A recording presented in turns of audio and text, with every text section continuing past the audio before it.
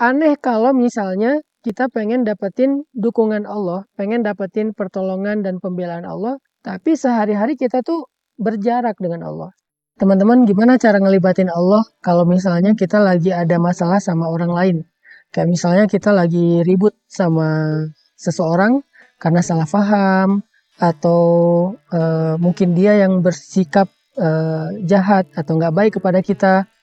Seorang istri ketika ada masalah dengan suami, anak bermasalah dengan orang tua, mahasiswa bermasalah dengan dosen. Gimana cara kita ngelibatin Allah dalam kasus-kasus kayak gitu kalau kita lagi ada masalah dengan seseorang? Kita belajar dari Sayyidah Hafsah ketika beliau ada masalah dengan suaminya yaitu Rasulullah SAW.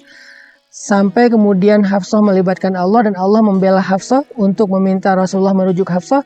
Itu tuh keren banget loh. Dan kita pengen belajar bisa kayak gitu. Artinya bukan hanya dibela sama Allah, tapi juga Allah membantu kita menyelesaikan masalah kita. Jadi kita bukan berharap ketika Allah terlibat, Allah jadi menghukum orang lain karena kita. Bukan, tetapi lebih berharap kayak Allah ngebela kita atau memperbaiki urusan di antara kita dengan orang tersebut. Gimana cara melibatkan Allah kalau kita sedang punya masalah dengan seseorang? Pada episode sebelumnya saya membahas ada 3 cara melibatkan Allah. Yang pertama udah dibahas kemarin yaitu dengan mention Allah, nyebutin nama Allah, panggil Allah. Nah di episode ini tips yang kedua cara ngelibatin Allah dalam hidup kita adalah dengan mendekat kepada Allah. Jadilah orang yang paling dekat kepada Allah dalam setiap kebaikan.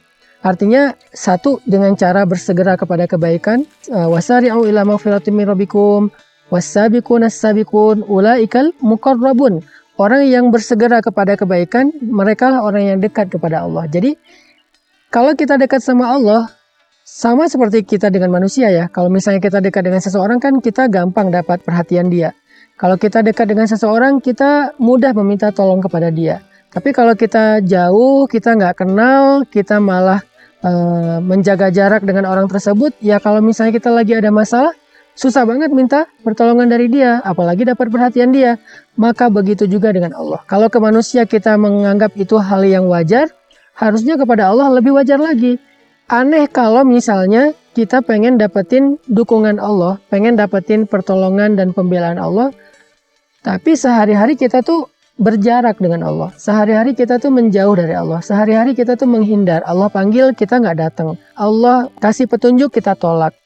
Ini aneh kalau misalnya tiba-tiba kita minta pembelaan, dukungan, dan pertolongan dari Allah. Makanya tips kedua, cara ngelibatin Allah dalam hidup kita itu belajar mendekat sama Allah.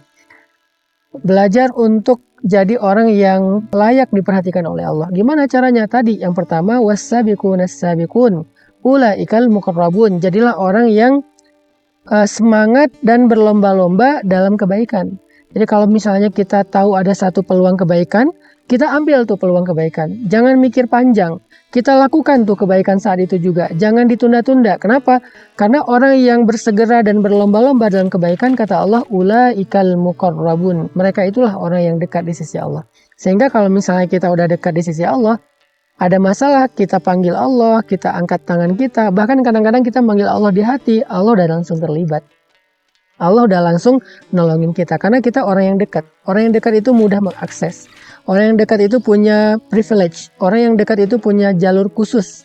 Sehingga nggak akan lama, nggak akan bertele-tele, prosesnya nggak panjang untuk mendapatkan dukungan dari sesuatu, yaitu dari Allah Subhanahu wa Ta'ala.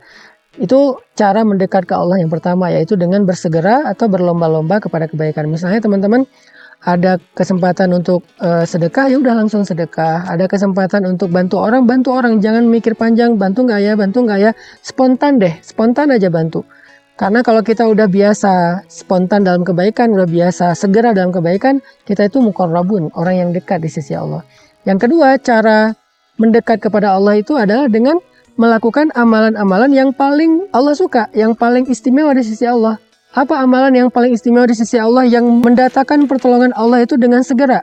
Nomor satunya adalah dakwah. In tansurullaha yansurkum. Kalau kalian tolong agama Allah artinya berdakwah, Allah pasti nolong kalian. Wa yusabbit aqdamakum. Allah akan menguatkan kaki-kaki kalian. Artinya Allah akan kuatkan diri kalian dalam menghadapi masalah.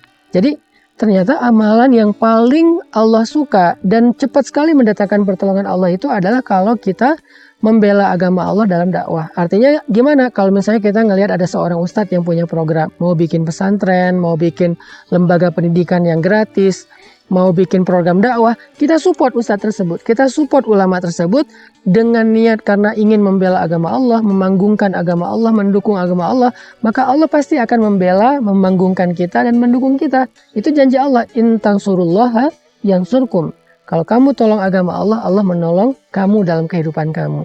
Dakwah, cari ustadz siapa yang butuh dukungan dakwah.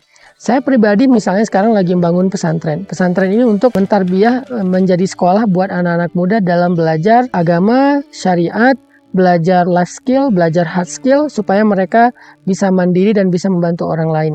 Yuk kita support bareng-bareng misalnya. Kita pengen bangun masjid. Ya udah saya mau support Ustadz Hanan bangun masjid dengan donasi atau mungkin dengan wakaf atau mungkin dengan skill atau mungkin dengan network atau mungkin dengan nge-repost postingan tentang pembangunan proyek pembangunan masjid itu supaya banyak orang yang mendukung. Apapun bentuk dukungan kita.